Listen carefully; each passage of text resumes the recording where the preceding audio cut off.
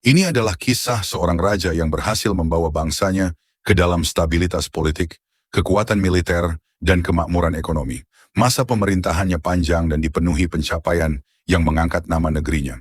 Namun sayang, pada puncak kejayaannya, kesombongan merasuki hatinya.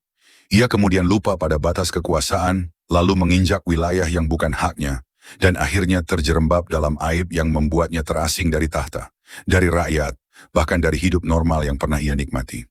Inilah potret seorang penguasa yang jatuh bukan karena musuh, melainkan karena dirinya sendiri. Namanya adalah Uzziyahu, atau yang kita kenal sebagai Uzia. Namanya berarti, Tuhan adalah kekuatanku. Uzia naik tahta pada usia 16 tahun, menggantikan Amazia, ayahnya.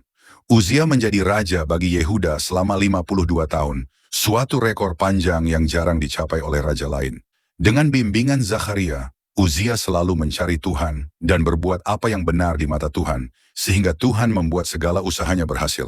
Dalam masa pemerintahannya, ia berhasil memperluas wilayah Yehuda dengan mengalahkan bangsa Filistin dan membangun kota-kota di sekitar Gad, Yabne, dan Asdod. 2 Tawarikh 26 ayat 6. Ia juga menundukkan bangsa Amon yang kemudian memberikan upeti kepadanya. Ia membangun menara di atas tembok Yerusalem untuk memperkuat pertahanan, menggali sumur untuk ternak, dan mengembangkan pertanian. 2 Tawarikh 26 ayat 9-10. Tidak hanya itu, ia juga memiliki kekuatan militer besar, yaitu para prajurit-prajurit perkasa yang diperlengkapi dengan senjata lengkap. Bahkan ia menempatkan mesin perang canggih di menara-menara kota. Di tangannya, Yehuda menikmati keamanan, kemakmuran, dan Uzia memiliki reputasi yang disegani. Namanya termasyhur hingga ke perbatasan Mesir, 2 Tawarikh 26 ayat 8. Namun kemasyhuran itu ternyata membawa benih kehancuran. Ia menjadi tinggi hati sehingga ia melakukan hal yang merusak. Suatu ketika Uzia masuk ke dalam bait suci untuk membakar ukupan di atas mezbah. Padahal itu hanya boleh dilakukan oleh para imam keturunan Harun. Ketika para imam menegurnya, Uzia malah berbalik marah.